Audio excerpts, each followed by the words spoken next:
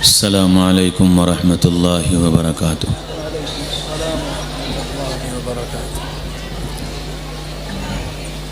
بسم اللہ الرحمن الرحیم۔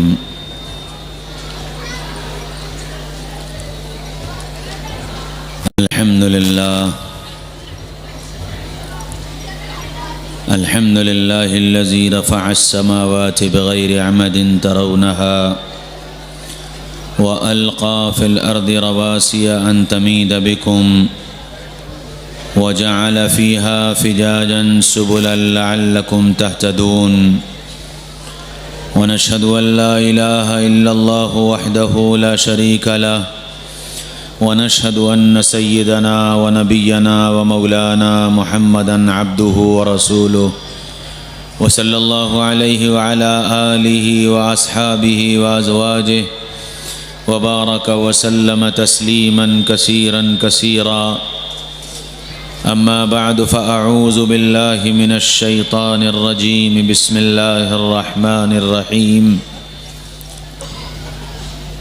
إنما يريد الله ليذهب عنكم الرجس أهل البيت ويطهركم تطهيرا، وقال تبارك وتعالى: رجال لا تلهيهم تجارة ولا بيع عن ذكر الله، وقال رسول الله صلى الله تعالى عليه وسلم: يا أبا سفيان جئتكم بكرامة الدنيا والآخرة، وقال رسول الله صلى الله تعالى عليه وسلم: أذكركم الله في أهله، أذكركم الله في أهله، أذكركم الله في أهل بيته، أو كما قال عليه الصلاة والسلام۔ قابل قدر، قابل احترام حضرات علماء کرام اور بہت ہی قابل قدر میرے بھائیوں، دوستوں، عزیزوں، بزرگوں اور بڑی امیدوں سے وابستہ پردے میں بیٹھی میری ماں اور بہنوں،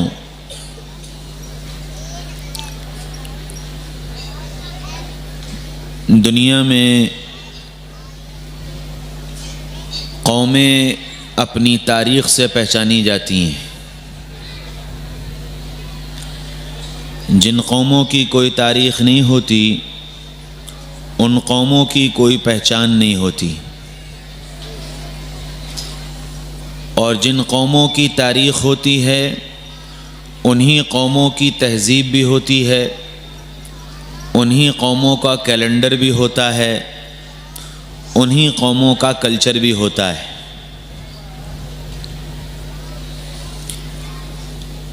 کچھ قومیں علاقائی ہوتی ہیں اور کچھ قومیں عالمی ہوتی ہیں۔ عالمی قوموں کو اپنی عالمی تاریخ بنانی پڑتی ہے، اور عالمی قوموں کو اپنی عالمی تہذیب بنانی پڑتی ہے،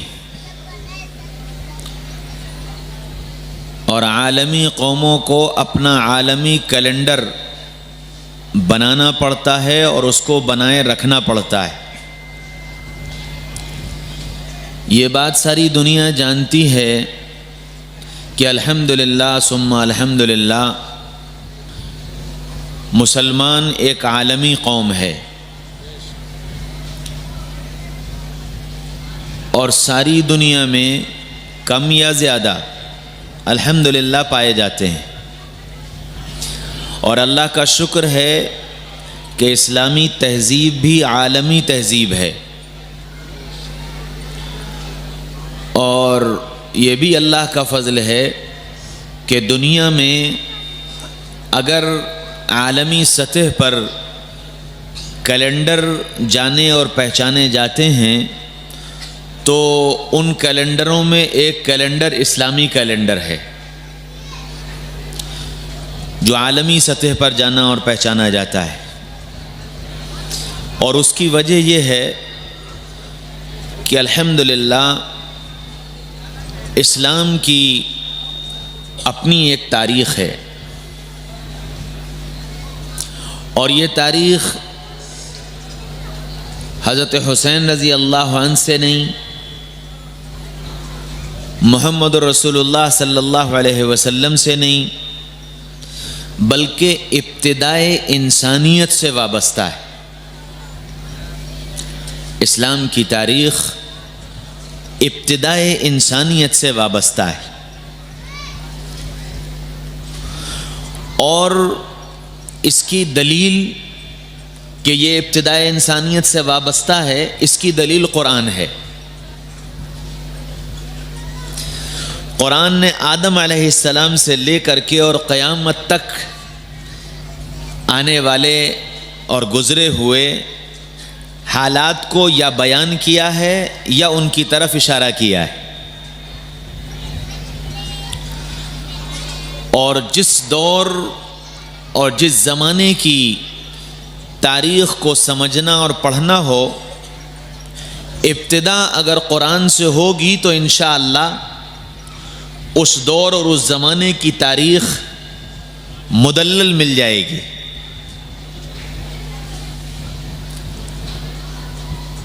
دنیا کی اور جتنی تاریخیں ہیں ان تاریخوں میں اتار چڑھاؤ ہے،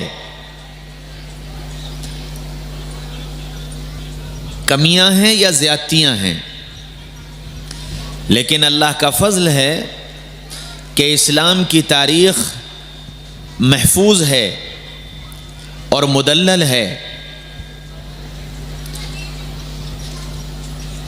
سیدنا محمد رسول اللہ صلی اللہ علیہ وسلم اور پھر آپ کے صحابہ اور اس کے بعد تابعین اور پھر بزرگان دین علماء کرام آج تک امت کو وہ تاریخ یاد دلاتے رہتے ہیں۔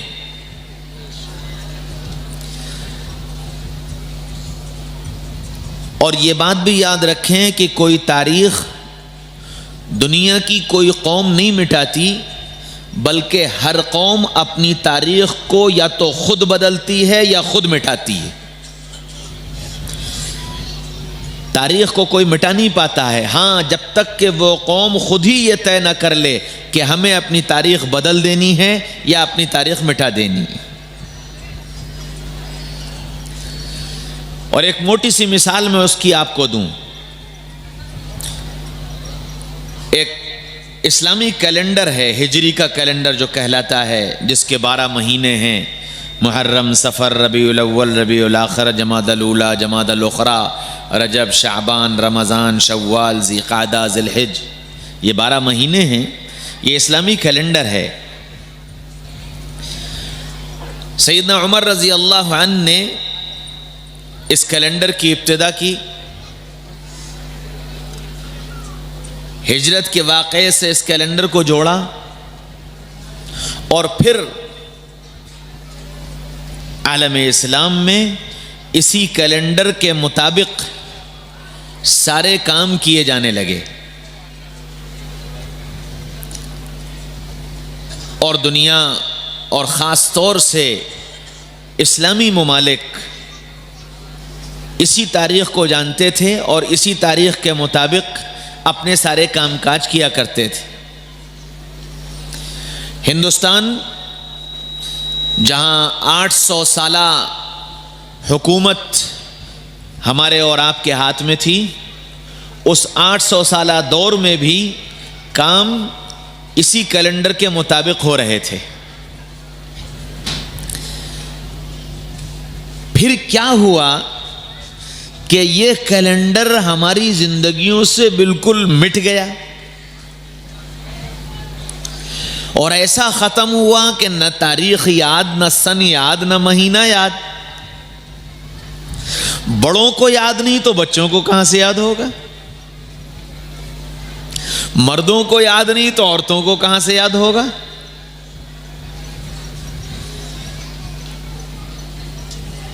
آپ شکایت یہ کریں گے کہ چونکہ انگریزی تاریخ کا رواج ہو گیا اس لیے یہ تاریخ ختم ہو گئی اور یہ کیلنڈر ختم ہو گیا۔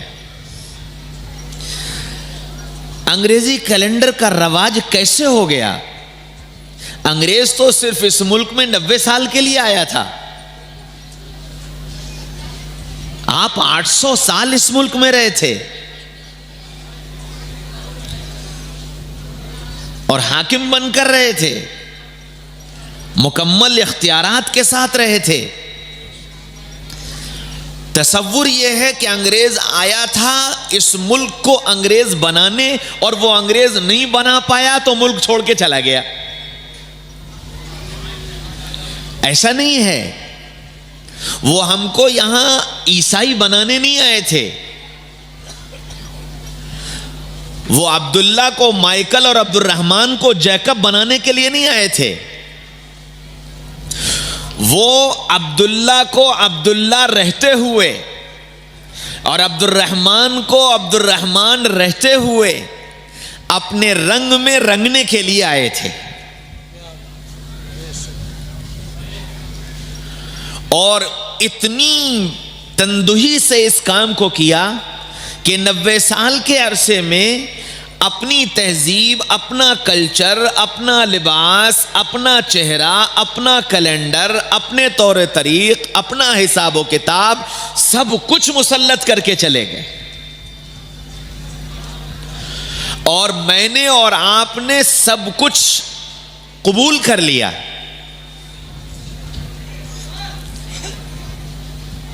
اس کا قصوروار کون ہے؟ آپ اس کا قصور اگر قصوروار انگریزوں کو ٹھہراتے ہیں تو آپ غلط ہیں، اس کے قصوروار ہم اور آپ ہیں۔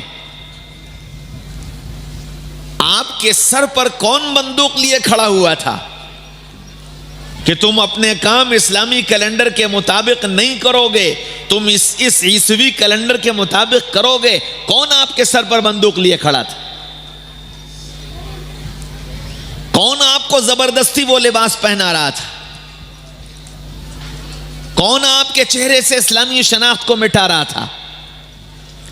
کون آپ کے گھر سے اسلامی تہذیب کے جنازے نکال رہا تھا؟ کون آپ کی نسلوں کو اس رنگ میں رنگ رہا تھا؟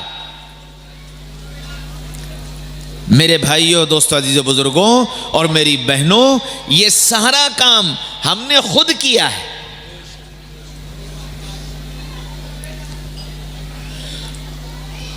ہماری زبان کس نے زبردستی ہم سے چھین لی؟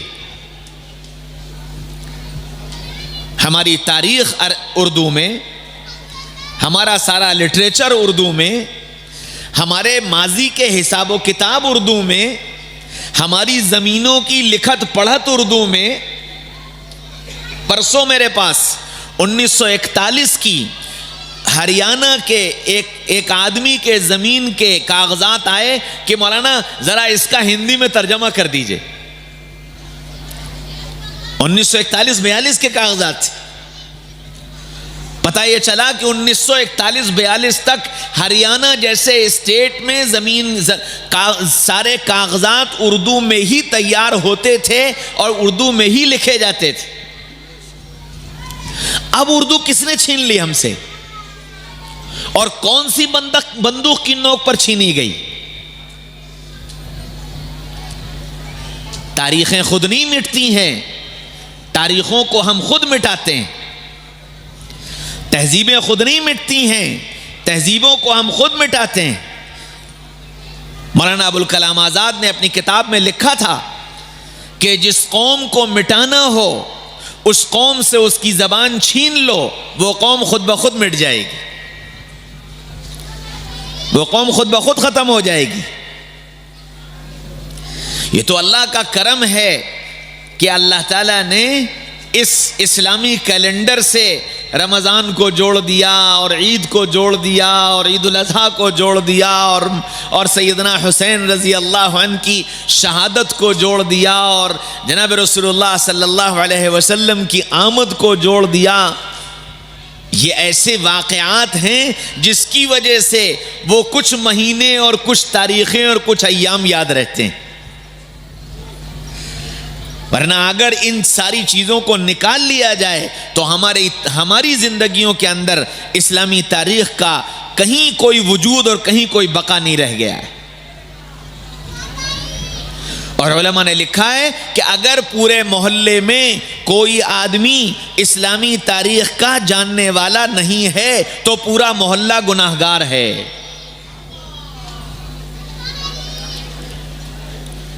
اس لیے پورا بیان تو جو اللہ آپ کی طلب پر کہلوائے گا وہ سب بات کی بات، میں صرف 2 باتیں آپ سے آج عملی طور پر چاہتا ہوں کہ صرف آج یہ مجمع مردوں کا بھی اور عورتوں کا بھی یہاں سے صرف 2 باتوں کی نیت کر کے چلا جائے۔ مجھے اللہ کی ذات سے امید ہے کہ اگر یہ ان 2 باتوں کی نیت آپ نے کر لی تو آئندہ آنے والے سال میں اگر اللہ نے زندگی دی اور ہماری آپ کی ملاقات ہوئی تو آپ میں سے اکثریت وہ ہوگی جو یہ کہے گی کہ الحمدللہ مولانا پورے سال اسلامی تاریخ اور اسلامی کیلنڈر یاد رہا۔ اور بہت چھوٹے چھوٹے عمل ہیں، کوئی بہت لمبے چوڑے نہیں۔ کرو گے؟ دیکھو قرآن کے 30 پارے ہیں اور چاند کی 30 تاریخیں ہیں۔ چاند کی پہلی تاریخ کو قرآن شروع کر کے 30 تاریخ کو قرآن مکمل کر لو، روزانہ 1 پارہ پڑھ لو، اسلامی تاریخ یاد رہے گی۔ پہلی تاریخ کو شروع کرو اور 30 تاریخ کو ختم کر لو۔ اگر یہ نیت کر لو گے کہ انشاءاللہ روزانہ چاہے کچھ ہو جائے قرآن کا 1 پارہ مجھے پڑھنا ہے، اچھا چھوٹ جائے تو اگلے دن 2 پڑھ لو، تھوڑا سا رہ گیا نہیں پڑھ پائے تو دوسرے دن 2 پڑھ لو۔ تاریخ بہت آسانی سے یاد رہے گی کہ جی آج کون سا پارہ پڑھا تھا، کہ آج 10واں پارہ پڑھا تھا، 10ویں تاریخ ہے، تاریخ یاد رہے گی۔ ایک بات۔ دوسری بات، آپ کے اس میں بہت بڑی تعداد ایسی بیٹھی ہوگی جن کی فیکٹریاں ہوں گی، جن کے دکانوں پر کام کرنے والے ملازم ہوں گے، جن کے گھر میں کام کرنے والی نوکرانیاں ہوں گی، جو اپنے گھر پر اپنی بیویوں کو ماہانہ خرچہ دیتے ہوں گے، اپنی اولاد کو اگر وہ باہر رہتی ہے تو پڑھنے کا خرچہ بھیجتے ہوں گے، اگر مقام پر رہتی ہے تو جیب خرچ دیتے ہوں گے۔ یہ چھوٹے چھوٹے چیزیں ہر ایک کی زندگی سے جڑی ہوئی ہیں۔ صرف اتنی سی بات طے کر لو کہ اپنے نوکروں کو تنخواہ چاند کی تاریخ کے حساب سے دیں گے، بیوی کو خرچہ چاند کی تاریخ کے حساب سے دیں گے، اپنے بیٹوں کو ماہانہ خرچہ چاند کی تاریخ کے حساب سے بھیجیں گے، اپنے بچوں کو جیب خرچ چاند کے حساب سے دیں گے، اپنے جتنے بل جمع کرتے ہو چاند کی تاریخ کے حساب سے جمع کریں گے۔ صرف آپ کو نہیں، آپ کے ماتحت رہنے والوں کو بھی تاریخ یاد رہے گی۔ اچھا، اور اس وقت بہت آسان کام ہے، 1 دن کا فرق ہے، انگریزی 9 ہے، چاند کی 10 ہے۔ تو اگر آج سے نیت کر لو گے تو انشاءاللہ چاند کی ترتیب پر اپنے ان سارے نظاموں کو لانا آسان ہو جائے گا، اور ایک بڑی سنت زندہ ہو جائے گی کہ اسلامی کیلنڈر اور اسلامی تاریخ محفوظ ہو جائے گی۔ کوشش کرو انشاءاللہ، یہ مشکل کام نہیں ہے، آپ صرف ارادہ کر لو کہ جی ہم اب اس ترتیب پر اپنے نوکروں کو تنخواہ دیں گے، اپنی دکان کے ملازموں کو تنخواہ دیں گے، اپنے گھر میں بیوی کو خرچہ دیں گے، اپنے بل اس حساب سے جمع کریں گے، انشاءاللہ ثم انشاءاللہ یہ تاریخ آپ کو یاد رہے گی۔ یہ 2 کام اگر آج اس مجمع نے طے کر لیے اور یہاں سے یہ مجمع طے کر کے چلا گیا تو دیکھو ایک بڑا فائدہ یہ ہوگا کہ انشاءاللہ پورے سال میں رمضان چھوڑ دو تو 11 قرآن ختم کرنے کی اللہ توفیق دے دیں گے۔ رمضان میں اللہ جتنی توفیق دے اتنے کر لینا۔ اور یہ پابندی نہیں لگا رہا کہ 1 سے زیادہ مت پڑھنا، اللہ جس کو توفیق دیتا ہے اور جو کرتے ہیں وہ تو ماشاءاللہ اولو العزم لوگوں میں سے ہیں۔ ہمارے تمہارے جیسے جو جن کے لیے 1 پارے کے بھی لالے پڑے ہوئے ہیں، کم از کم آج یہ نیت کر لیں کہ اب سے انشاءاللہ قرآن کے 1 پارے کی تلاوت کریں گے۔ اچھا، جنہوں نے قرآن نہیں پڑھا وہ آج یہ نیت کر لو کہ انشاءاللہ قرآن پڑھیں گے اور پڑھنے کے بعد پھر 1 پارہ روز کی تلاوت کریں گے۔ دیکھو سننا سنانا بہت ہو چکا ہے، اب کچھ کرنے کرانے کی سوچو۔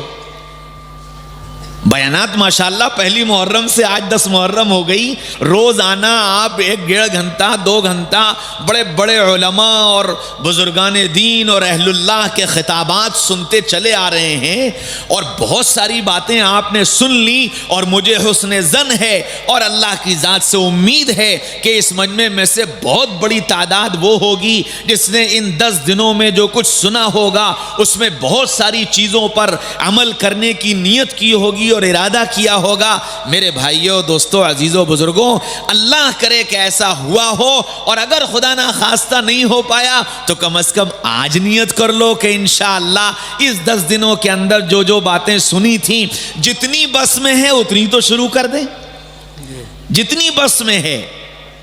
یقینی بات ہے کہ آپ یہ سوچو کہ مول صاحب آپ 1.5 گھنٹہ بیان کرو گے اور اس میں آپ واقعات سناؤ گے صحابہ کے، اور اس میں آپ واقعات سناؤ گے حضرت حسین کے، اور اس میں آپ واقعات سناؤ گے جنید بغدادی کے اور رابعہ بصریہ کے، تو اب ظاہر بات ہے کہ اس زمانے میں عورت یہ کہے کہ ہم رابعہ بصریہ نہیں بن سکتے اور مرد یہ کہے کہ ہم جنید بغدادی نہیں بن سکتے۔ یقینی بات ہے ہم بن نہیں سکتے، بننے کی کوشش تو کر سکتے ہیں، جی بے شک، ایک قدم تو بڑھا سکتے ہیں، اور اس نیت سے بڑھاؤ۔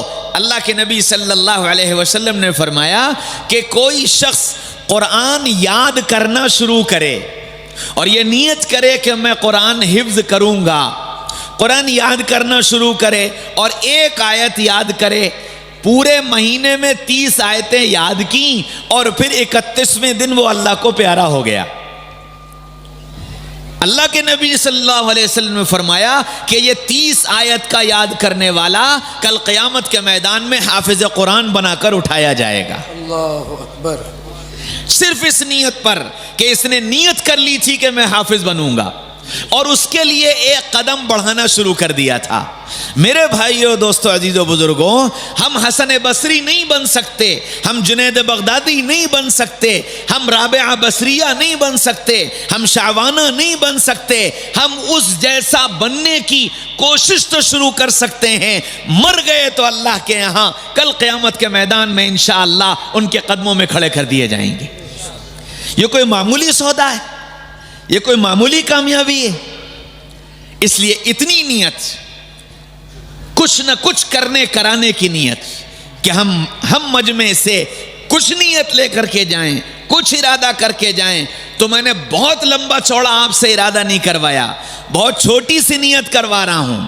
چاند کی تاریخ کے حساب سے قرآن کی تلاوت اور چاند کی تاریخ کے حساب سے اپنے سارے اخراجات، بس ان 2 چیزوں کی نیت کر کے چلے جاؤ۔ باقی تو آپ کو سب نے بتایا ہوگا، نمازوں کے بارے میں اور وظائف کے بارے میں اور عبادات کے بارے میں اور قربانیوں کے بارے میں، جو جتنے بڑے لوگ ہیں انہوں نے اپنی بڑائی کے اعتبار سے آپ کے سامنے اپنی بات رکھی ہوگی۔ میں تو خود بہت چھوٹا آدمی ہوں، اس لیے بہت چھوٹی سی بات میں آپ کے سامنے رکھ رہا ہوں۔ صرف اتنی سی بات اگر عملی طور سے آپ طے کر لیں گے تو انشاءاللہ بہت بڑا کام ہو جائے گا۔ تاریخ کو زندہ رکھنے کا صرف ایک ہی طریقہ ہے، اور جب آپ اپنی زندگی میں چاند کی ان تاریخوں کو زندہ رکھو گے تو پھر انشاءاللہ اسلامی تاریخ میں جتنے کارنامے ہوئے ہیں اللہ تعالیٰ خود بخود ان کو جاننے کی طلب پیدا کر دیں گے، اس کی فکر پیدا ہو جائے گی کہ اس کی حقیقت کیا ہے، اس کا اصل پیغام کیا ہے۔ چنانچہ یہ محرم کا مہینہ خیر کا، برکتوں کا اور اسلامی تاریخ کے عجیب عجیب واقعات کا مجموعہ ہے۔ یہ محرم کا مہینہ ابتدائی دنیا سیدنا آدم علیہ السلام دنیا میں اتارے گئے، ہمارے تمہارے وجود کو اس دنیا میں لانے کے لیے ایک غلطی ان سے کروائی گئی اور کروا کر پھر انہیں دنیا میں بھیجا گیا، اور پھر اس غلطی کے لیے توبہ کا ایک عرصہ دیا گیا، پھر وہ توبہ قبول ہوئی تو اسی محرم کے مہینے میں، اور اسی 10 محرم کو نوح علیہ السلام کی قوم پر عذاب مسلط کیا گیا، اور اس عذاب میں پوری قوم کو تباہ و برباد کیا گیا، صرف کشتی کے لوگ بچے۔ وہ کشتی پہاڑ پر جا کر کے لگی اسی محرم کے مہینے میں اور اسی 10 محرم میں۔ یونس علیہ السلام کو مچھلی کے پیٹ میں بھیجا گیا، وہاں ان کی حفاظت کی گئی اور پھر ان کو نکالا گیا، وہ بھی اسی 10 محرم کو، محرم کے مہینے میں۔ ابراہیم علیہ السلام کو آگ میں ڈلوایا گیا اور آگ میں حفاظت کی گئی اور پھر 40 دن کے بعد اس آگ سے صحیح سلامت نکالا گیا اسی 10 محرم میں۔ تو محرم کا مہینہ اور محرم کی تاریخ یہ تو بھری پڑی ہوئی جو آپ کو یاد دلائے گی، اور یہ یاد جب آئے گی جب آپ کو محرم کا مہینہ یاد ہوگا۔ مزے کی بات یہ ہے کہ اتنے بڑے بڑے واقعات، ان سب پر ہم میں سے کسی کی نگاہ جاتی ہی نہیں اور اس کے تذکرے ہوتے ہی نہیں۔ تذکرہ محدود ہو گیا صرف سیدنا حسین رضی اللہ عنہ کی شہادت تک، اور یہ تذکرہ محدود اس لیے کر دیا گیا کہ سیدنا حسین رضی اللہ عنہ کا جو مقام تھا اور جو آپ صلی اللہ علیہ وسلم کو ان سے محبت تھی، باطل حضرت حسین رضی اللہ عنہ کے مقام اور آپ صلی اللہ علیہ وسلم کی ان سے محبت کا ہمارے ہاتھوں مذاق اڑوانا چاہتا تھا، ہمارے ہاتھوں۔ اور آپ رضی اللہ عنہ کی شہادت کو اور آپ کی قربانی کو اور آپ کی اس مظلومانہ کیفیت کو باطل نے ایسے رنگوں میں رنگا اور ایسی چیزیں اس کے ساتھ جوڑ دیں کہ آج حضرت حسین رضی اللہ عنہ کی شہادت مذاق بن کر کے رہ گئی۔ دنیا مذاق اڑا رہی ہے۔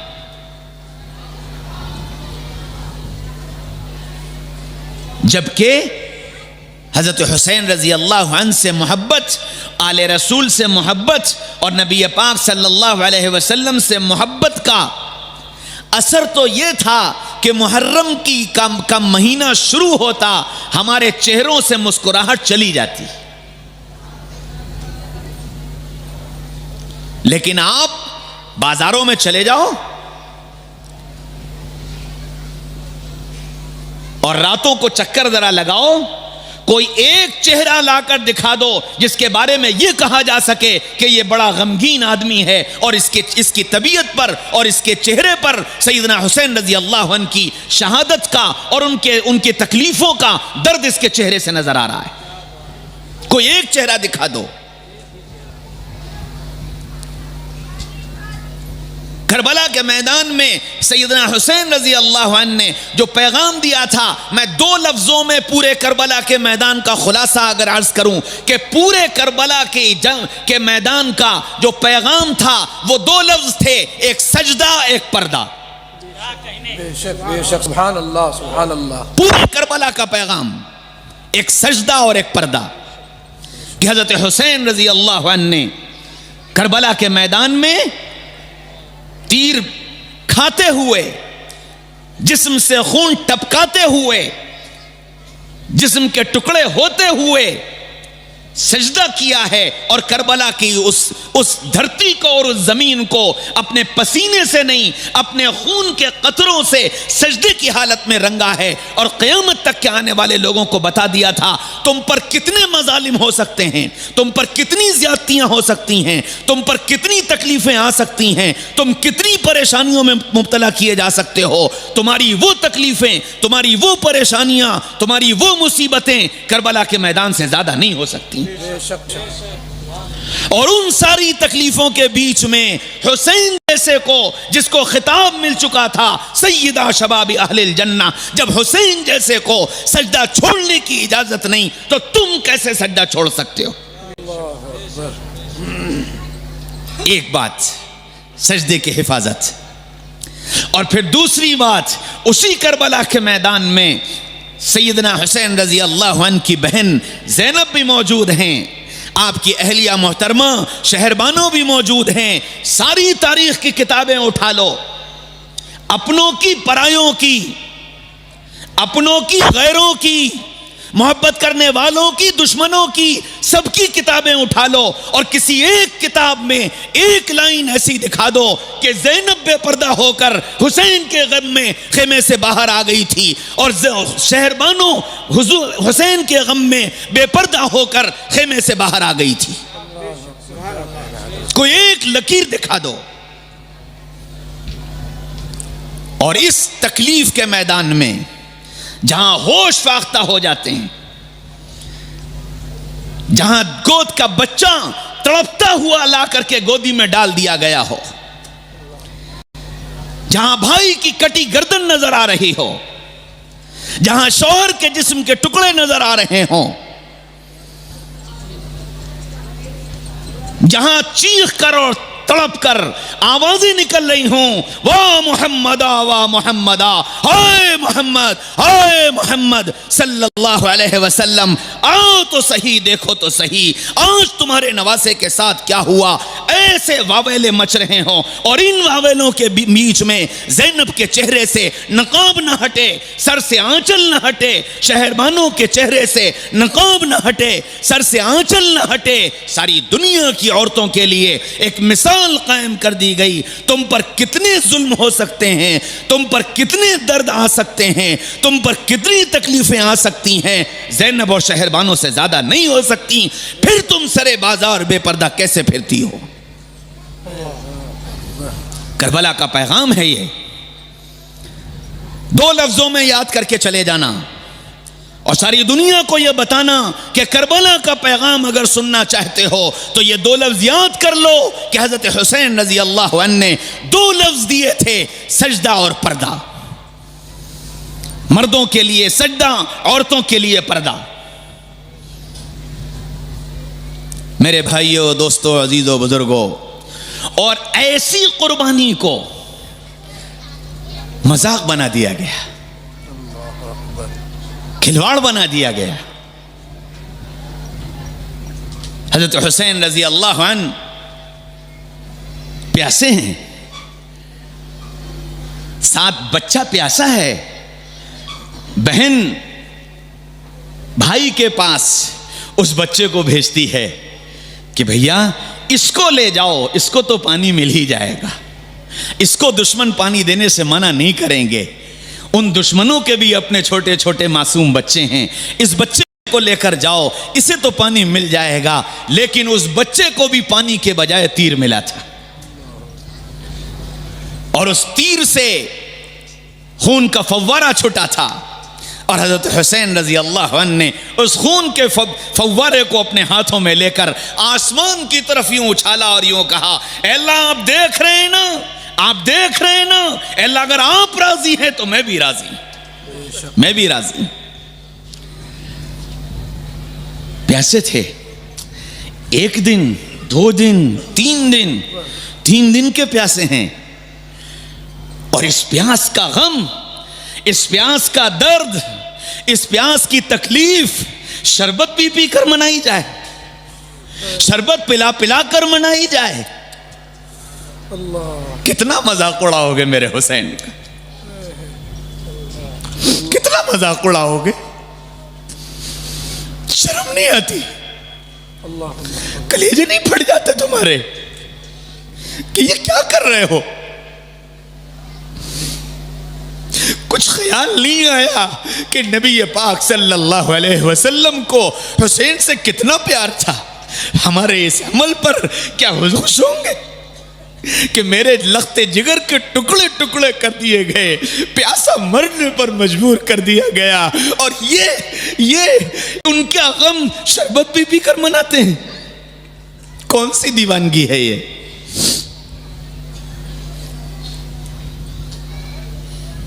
سیدنا حسین رضی اللہ عنہ کربلا کے میدان میں روزے سے ہیں، دلیل ہے اس کی، آپ روزہ ہیں اس کی دلیل ہے.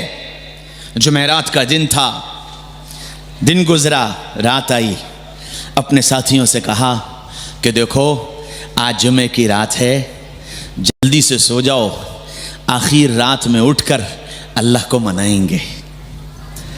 ہائے، کیا حسین سے اللہ ناراض تھا؟ حسین کے ساتھیوں سے کیا اللہ ناراض تھا؟ لیکن کیا فرمایا کہ جلدی سے سو جاؤ، آخر رات میں اٹھ کر اللہ کو منائیں گے۔ آج جمعے کی رات ہے، خود بھی سوئے، ساتھیوں کو بھی سلایا، اور پھر یوں کہا کہ پتہ نہیں کل کی رات ہم کو ملے گی بھی کہ نہیں ملے گی۔ گویا یہ بات گویا طے نظر آ رہی تھی، موت اس طرح سر پر منڈرا رہی تھی کہ ہر آدمی یہ سمجھتا تھا کہ اب اگلی رات ملنے والی نہیں ہے۔ لیکن ایسے حالات میں بھی ایسی مزے کی نیند سوئے کہ خواب دیکھنے لگے، خواب دیکھنے لگے۔ تہجد کے وقت اٹھے تو چہرے پر مسکراہٹ تھی۔ بہن زینب نے پوچھا، بھیا کیا بات ہے، مسکرا کیسے رہے ہیں؟ فرمایا کہ ابھی نانا جان آئے تھے، ابھی نانا جان آئے تھے، کہہ کر گئے ہیں بیٹا شام کو افطار ہمارے ساتھ کر لینا، اللہ اکبر، شام کو افطار ہمارے ساتھ کر لینا۔ یہ دلیل ہے کہ حسین روزے سے تھے۔ میرے بھائیوں، دوستوں، عزیزوں، بزرگوں، اس روزے کا مذاق، اس بھوک کا مذاق میں آگے کچھ نہیں کہوں گا، میری ہمت نہیں آگے کچھ کہنے کی۔ آپ کو معلوم ہے اللہ کے نبی صلی اللہ علیہ وسلم کو حضرت حسین سے کتنا پیار تھا۔ آپ نے بہت سارے واقعات سنے ہوں گے، لیکن مجھے امید ہے جو واقعہ میں آپ کو سنانے جا رہا ہوں شاید وہ آج آپ پہلی مرتبہ سنیں گے۔ خطیب بغدادی نے اپنی کتاب میں لکھا ہے کہ اللہ کے رسول صلی اللہ علیہ وسلم ایک دن تشریف فرما تھے، آپ کی گودی میں ایک طرف حضرت حسین بیٹھے تھے اور ایک طرف آپ کے صاحبزادے حضرت ابراہیم بیٹھے تھے، اور دونوں کو آپ اپنے سینے سے چمٹائے بیٹھے ہوئے تھے۔ جبریل تشریف لائے اور جبریل نے کہا یا رسول اللہ، یہ دونوں لال آپ کے پاس ایک ساتھ نہیں رہ سکتے، یہ دونوں لال آپ کے پاس ایک ساتھ نہیں رہ سکتے، اس میں سے ایک کو اختیار کر لیجئے، وہ آپ کے پاس رہے گا، دوسرے کو رب نے اپنے پاس بلایا ہے، دوسرے کو رب نے اپنے پاس بلایا ہے۔ اللہ کے رسول صلی اللہ علیہ وسلم نے حضرت حسین رضی اللہ عنہ کے چہرے پر نگاہ ڈالی اور آپ کی آنکھوں سے آنسو بہنے لگے، پھر یوں گھومے اور ابراہیم کے چہرے پر نگاہ ڈالی اور پھر آپ کی آنکھوں سے آنسو بہنے لگے۔ پھر جبریل سے کہا کہ جبریل، یہ دونوں میرے دل کے ٹکڑے ہیں، یہ دونوں میری آنکھ کی ٹھنڈک ہیں، لیکن جبریل تم ایسا کرو، ابراہیم کو لے جاؤ، ابراہیم کو لے جاؤ، ابراہیم جائے گا تو مجھے تکلیف ہوگی، اور اگر حسین کو تم لے گئے تو میرے ساتھ ساتھ میری فاطمہ کو بھی تکلیف ہوگی، میں اپنی فاطمہ کو تکلیف میں نہیں دیکھ سکتا، میں اپنی فاطمہ کو تکلیف میں نہیں دیکھ سکتا۔ خطیب بغدادی نے لکھا ہے کہ 3 دن کے بعد حضرت ابراہیم اللہ کو پیارے ہو گئے۔ ہاں میرے بھائیوں، دوستوں، عزیزوں، بزرگوں، نبی پاک صلی اللہ علیہ وسلم نے اتنا پیار کیا ہے، اور اس پیار کرنے والے کا مذاق اڑانا، اس محبوب کو اس طرح ساری دنیا میں رسوا کرنا، کہاں کی محبت؟ اور یہ یوں ہی نہیں ہو گیا، اس کے پیچھے باطل کی پوری ایک سازش تھی کہ کہیں ایسا نہ ہو کہ حضرت حسین رضی اللہ عنہ کی وہ اولو العزمی اور وہ جواں مردی اور وہ ہمت اور وہ صبر اور وہ استقامت اور وہ اللہ کا تعلق اور وہ اپنی جان کی قربانی، ان جذبات سے کہیں امت سرشار نہ ہو جائے، کہیں امت کے اندر یہ جذبات نہ پنپنے لگیں، کہیں امت ان سے سبق لے کر کے اپنے قدم آگے نہ بڑھانے لگے، امت کے ان جذبات کو ختم کرنے کے لیے حضرت حسین رضی اللہ عنہ کے سارے کارنامے کو کھلواڑ بنا کر اور سارے کارنامے کو مذاق بنا کر ڈھول تاشوں کی نظر کر دیا، شربت اور کھانے اور پینے کی نظر کر دیا، اور ساری دنیا اسی میں لگ گئی، ساری دنیا اسی میں لگ گئی۔ میرے بھائیو، دوستو، عزیزو، بزرگو، حضرت حسین رضی اللہ عنہ اور آپ صلی اللہ علیہ وسلم کا پاک خاندان سب سے محبت اور سب کا لحاظ اور سب کی اہمیت اس کی دعوت دی ہے جناب رسول اللہ صلی اللہ علیہ وسلم نے۔ اے لوگوں، میں تم کو اپنے گھر والوں کا خیال رکھنے کی تاکید کرتا ہوں۔ اذکرکم اللہ فی اہل بیتی، میرے گھر والوں کے سلسلے میں تم اللہ سے ڈرنا اور ان کا خیال رکھنا، ان سے محبت رکھنا، ان کی تعظیم کرنا، ان سے عقیدت رکھنا۔ بالکل طے شدہ بات ہے کہ سیدنا حسین رضی اللہ عنہ ہمارے دل کا چین ہے اور ہمارا سب کچھ ان پر قربان ہے، لیکن میرے بھائیو، دوستو، عزیزو، بزرگو، حضرت حسین رضی اللہ عنہ کی شہادت میں ہم باقی سب کو بھول جائیں؟ جیسے حضرت حسین ابن علی کی شہادت کربلا کے میدان میں ہوئی ہے، اسی طرح 9 اور ابن علی ہیں جن کی شہادت کربلا کے میدان میں ہوئی ہے۔ بے شک۔ سب سے پہلی شہادت محمد الاوسط ابن علی رضی اللہ عنہ کی ہوئی، حضرت علی کے بیٹے ہیں۔ دوسری شہادت ابو بکر ابن علی رضی اللہ عنہ کی ہوئی، بیٹے ہیں حضرت علی رضی اللہ عنہ کے۔ تیسری شہادت عثمان ابن علی رضی اللہ عنہ کی ہوئی، بیٹے ہیں علی رضی اللہ عنہ کے۔ چوتھی شہادت عمر ابن علی رضی اللہ عنہ کی ہوئی، بیٹے ہیں حضرت علی رضی اللہ عنہ کے۔ پانچویں شہادت عبداللہ ابن علی رضی اللہ عنہ کی ہوئی، بیٹے ہیں حضرت علی رضی اللہ عنہ کے۔ چھٹی شہادت عبیداللہ ابن علی رضی اللہ عنہ کی ہوئی، بیٹے ہیں حضرت علی رضی اللہ عنہ کے۔ ساتویں شہادت عبیداللہ عباس ابن علی رضی اللہ عنہ کی ہوئی، بیٹے ہیں حضرت علی رضی اللہ عنہ کے۔ آٹھویں شہادت جعفر ابن علی رضی اللہ عنہ کی ہوئی، بیٹے ہیں حضرت علی رضی اللہ عنہ کے۔ نویں شہادت حضرت حسین رضی اللہ عنہ کی ہوئی، بیٹے ہیں حضرت علی رضی اللہ عنہ کے۔ آپ نے نام سنے ان باقی 8 کے؟ کبھی ان کا تذکرہ سنا؟ جیسے حضرت حسین کی گردن کاٹی گئی، جیسے حضرت حسین کے جسم کے چیتھڑے اڑائے گئے، جیسے حضرت حسین کے جسم کے ٹکڑے ٹکڑے کیے گئے، اسی طرح علی کے ان لالوں کے بھی ٹکڑے ٹکڑے کیے گئے۔ ایک بات، دوسری بات اور بتا دوں، حضرت علی رضی اللہ عنہ، دنیا یہ کہتی ہے اور سمجھانے کی کوشش کرتی ہے کہ حضرت علی رضی اللہ عنہ کا حق مار لیا تھا حضرت ابو بکر نے، عمر نے، عثمان نے، اور گویا حضرت علی میں ابو بکر اور عمر اور عثمان سے دشمنی تھی اور ان کے تعلقات بڑے خراب تھے۔ اتنی بات تو سمجھ میں آ جانی چاہیے کہ اہل سنت والجماعت وہ گھر کہلاتا ہے جس گھر میں ابو بکر اور عمر اور عثمان جیسے بچے کھیلا کرتے۔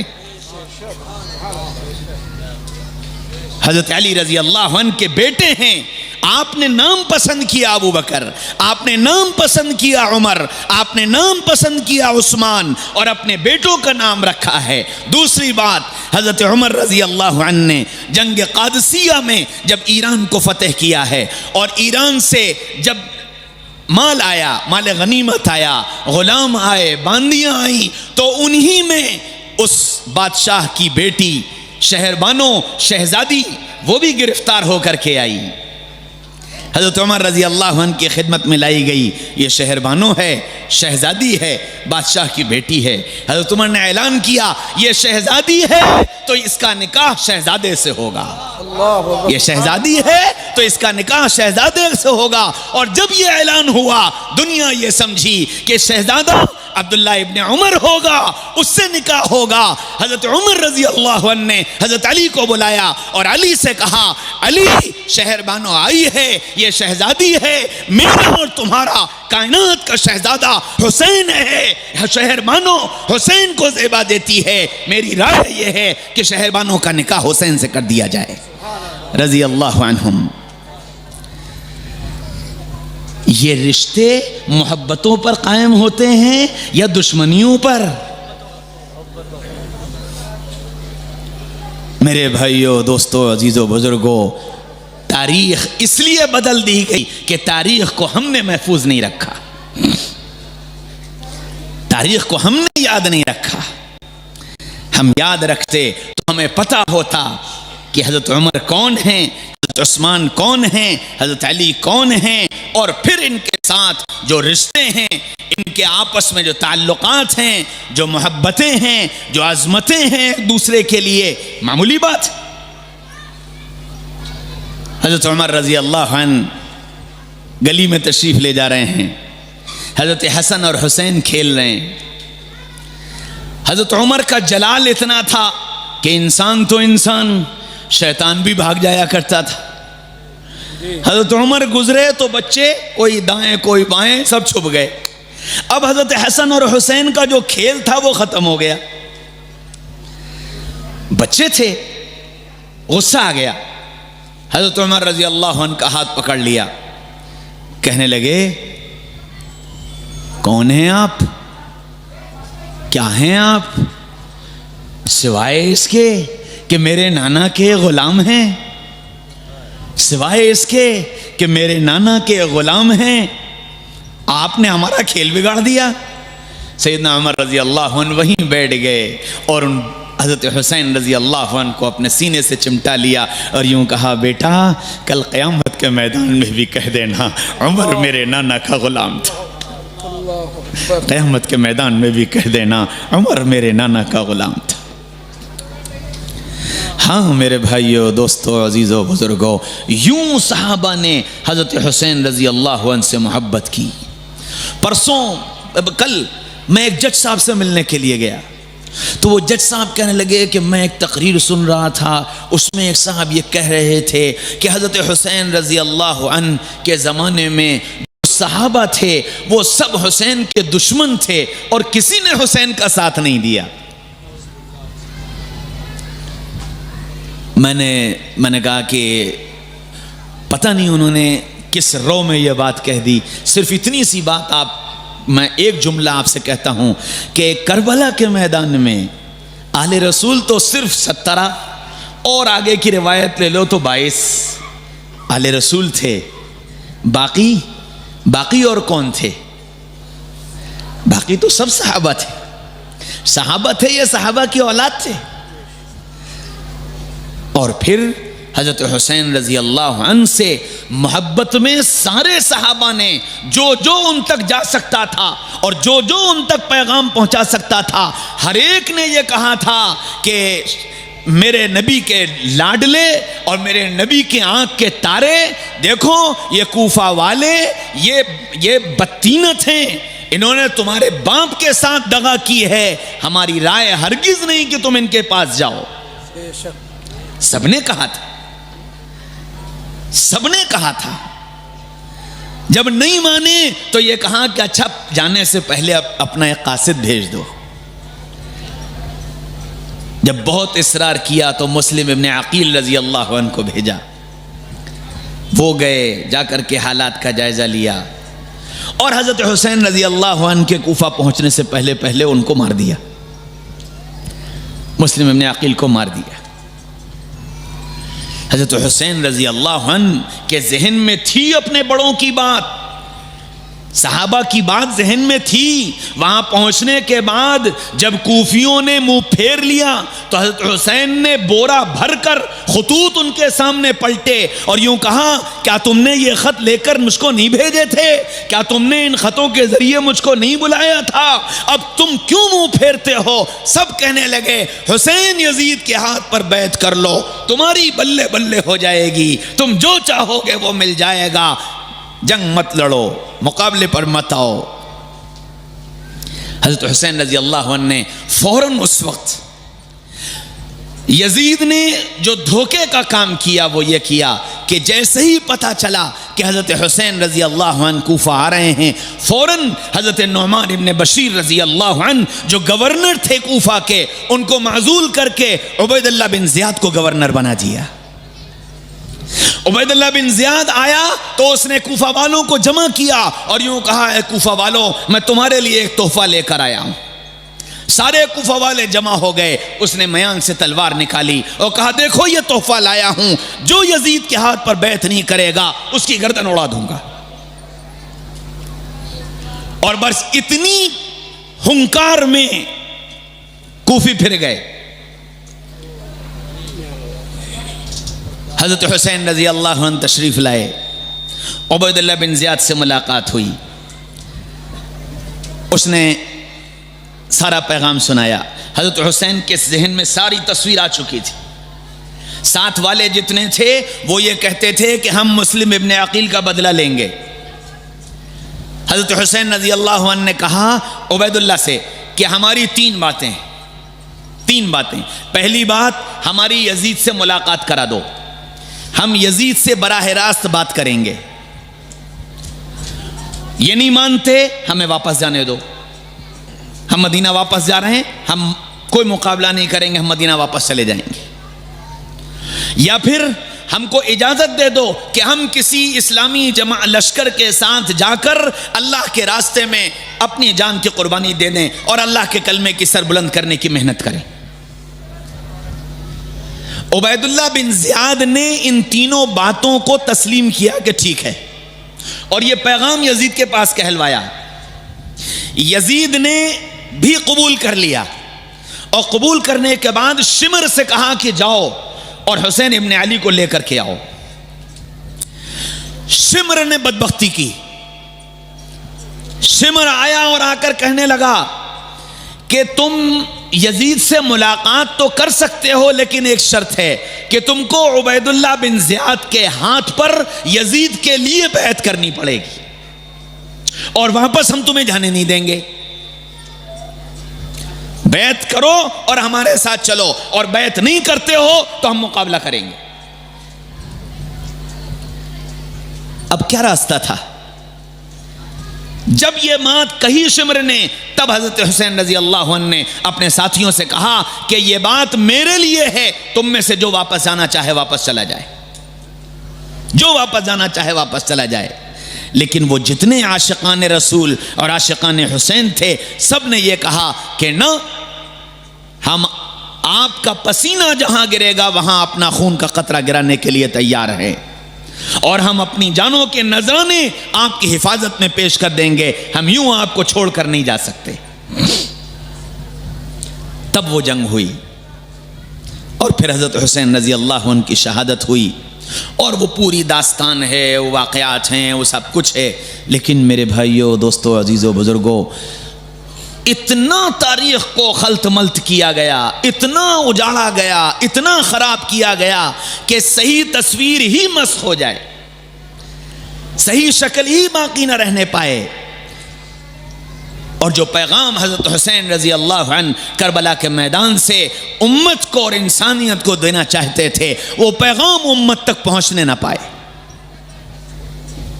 یہ پوری سازش کا حصہ ہے جس کا سب شکار ہو گئے, اور جیسے جیسے وقت گزرتا گیا اس کے اندر اور اضافہ ہوتا چلا گیا.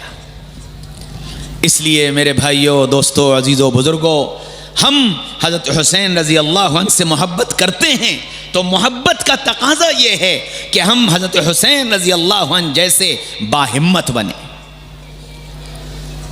جن حالات سے ہم گزر رہے ہیں یقینی بات ہے، ہم سب جانتے ہیں، ہم سب کو معلوم ہے کہ جن حالات سے ہم گزر رہے ہیں حالات سخت ہیں، سخت ترین ہیں، لیکن ابھی کربلا جیسے حالات نہیں ہیں، کربلا جیسے حالات نہیں ہیں۔ ہاں ہم مکی دور سے گزر رہے ہیں، ہم مکی دور سے گزر رہے ہیں، لیکن یہ بات بھی یاد رکھو اگر مکی دور آیا ہے تو طے ہے کہ مدنی دور آ کر رہے گا، انشاءاللہ طے ہے مدنی دور آ کر رہے گا۔ اور یہ بھی یاد رکھو کہ اللہ تعالیٰ نے محمد رسول اللہ صلی اللہ علیہ وسلم کو نبوت کے بعد کی جو زندگی دی ہے 13 سال مکے کے ہیں، 10 سال مدینے کے ہیں، اور یہ فرق کر کے دنیا کو یہ پیغام دے دیا امت پر حالات مکی دور کے زیادہ رہیں گے، امت پر حالات مدنی دور کے کم رہیں گے۔ یہ اشارہ ہے، اور اس اشارے کو سمجھنا، اور مکی دور میں رسول اللہ صلی اللہ علیہ وسلم نے 2 باتیں اور 2 پیغام دیے تھے، صبر برداشت، صبر برداشت، صبر برداشت، یہ مکی دور کا پیغام تھا۔ چپ رہو، خاموش رہو، برداشت کرو، صبر کر لو، بدلے کی مت سوچو، خاموش رہو، برداشت کر لو۔ جب صبر اور برداشت اپنے اصل مقام پر پہنچ گیا، جبریل آ گئے، جبریل آ گئے، انا فتحنا لک فتحا مبینا لیغفر لک اللہ ما تقدم من ذنبک وما تاخر۔ صحابہ کہنے لگے حالات یہ ہیں، عمرہ کرنے نہیں دیا جا رہا، راستے سے واپس کیا جا رہا، احرام بغیر عمرے کو اتروائے دیا جا رہا، اور کہہ جا رہے ہیں انا فتحنا لک فتحا مبینا۔ فرمایا ہاں یہ اعلان ہے، یہ اشارہ ہے کہ اب فتوحات کے دروازے کھلنے والے ہیں۔ بے شک، سبحان اللہ سبحان اللہ۔ میرے بھائیوں، دوستوں، عزیزوں، بزرگوں، حضرت محمد صلی اللہ علیہ وسلم کو عمرہ کرنے سے روکا گیا، تم مکی دور سے گزر رہے ہو، بازاروں میں، اسٹیشنوں پر، ایئرپورٹ پر، اور ٹرینوں میں اور بسوں میں تم کو نماز پڑھنے سے روکا گیا۔ یاد رکھو انا فتحنا لک فتحا مبینا۔ انشاءاللہ انشاءاللہ، بے شک۔ شرط یہ ہے کہ تم کو بھی اپنے آپ کو بدلنا پڑے گا،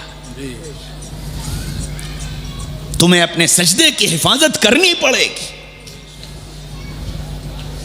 کہ تم نہیں پڑھنے دو گے، ہم اپنے لیے جگہ تلاش کریں گے، ہم اپنی سواریوں سے چلیں گے، ہم سفر مختصر کریں گے، ہم نمازوں کے اوقات کی رعایت کر کے سفر کریں گے، ہم دنیا کو یہ دکھائیں گے کہ مسلمان اپنے سجدے کی حفاظت کرنا جانتا ہے۔ میرے بھائیو، دوستو، عزیزو، بزرگو، اس لیے حضرت حسین رضی اللہ عنہ کا کربلا کے میدان سے ایک پیغام یہ بھی ہے کہ تم حالات اور اسباب کے اعتبار سے چاہے کتنے کمزور کیوں نہ ہو جاؤ، تم پر شکنجے چاہے کتنے کیوں نہ کس دیے جائیں، تمہارے پاس نہ پلٹنے کا موقع ہو نہ رکنے کا موقع ہو، لیکن یاد رکھنا جیسے میں کربلا کے میدان میں ہمت کا پہاڑ بن کر جمع رہا تھا، تم بھی اپنے اسلام پر ہمت کا پہاڑ بن کر جمے رہنا۔ تم اپنے دین کی حفاظت کرنے کی ذمہ داری لے لو گے، اللہ آسمانوں سے فرشتے تمہاری مدد کے لیے اتار دیں گے، اور یہ ماضی میں ہو چکا ہے، اللہ آج بھی اسی طاقت کے ساتھ موجود ہے، اللہ آج بھی اسی طاقت کے ساتھ موجود ہے۔ اس لیے یہ نیت کرو کہ انشاءاللہ ہم دین کے محافظ بنیں گے۔ آپ جس طرح، اللہ تعالیٰ آپ کو جزائے خیر دے، آپ نے میرا استقبال کیا، یہاں علماء کا استقبال کیا، آپ نے نعرے لگائے، آپ نے اسلام زندہ باد کیا، آپ نے یہ سب کچھ کیا ہے، لیکن اپنے اسلام کو ان نعروں میں مت کھو دو، اپنے اسلام کو ان نعروں میں مت کھو دو، اپنے اس اسلام کو اپنی زندگی میں اتارو کہ تمہاری زندگی کا ایک ایک جسم کا رویا رویا بولے اسلام زندہ باد۔ ایسا اپنے آپ کو بنانے کی کوشش کرو۔ میں جوانوں سے کہتا ہوں، تمہاری جوانی تم کو غیرت دلاتی ہے، تم کو غیرت دلاتی ہے کہ تم جوان ہو، تم سجدے کی حفاظت نہ کر سکے تو پھر دنیا میں تم کیا کرو گے؟ اس لیے یہ نیت کرو کہ انشاءاللہ آج کے اس جلسے سے 2 پیغام ہو گئے۔ پہلا پیغام قرآن چاند کی تاریخ سے، گھر والوں کا حساب، نوکروں ملازموں کا حساب چاند کی تاریخ سے، اور دوسرا پیغام اپنے سجدے کی حفاظت، عورتوں کے لیے پیغام اپنے پردے کی حفاظت۔ یہ 4 چیزیں اگر لے کر چلے جاؤ گے تو انشاءاللہ ثم انشاءاللہ آنے والے سال میں اس کے اثرات اور اس کی برکتیں اللہ تمہیں بھی دکھائے گا اور تمہاری نسلوں میں اس کے اثرات پڑیں گے۔ اللہ مجھے بھی توفیق نصیب فرما دے اور آپ سب کو بھی توفیق نصیب فرما دے۔ کہنے سننے سے زیادہ اللہ مجھے بھی عمل کی توفیق دے اور آپ کو بھی عمل کی توفیق نصیب فرمائے۔ وآخر دعوانا ان الحمد للہ رب العالمین۔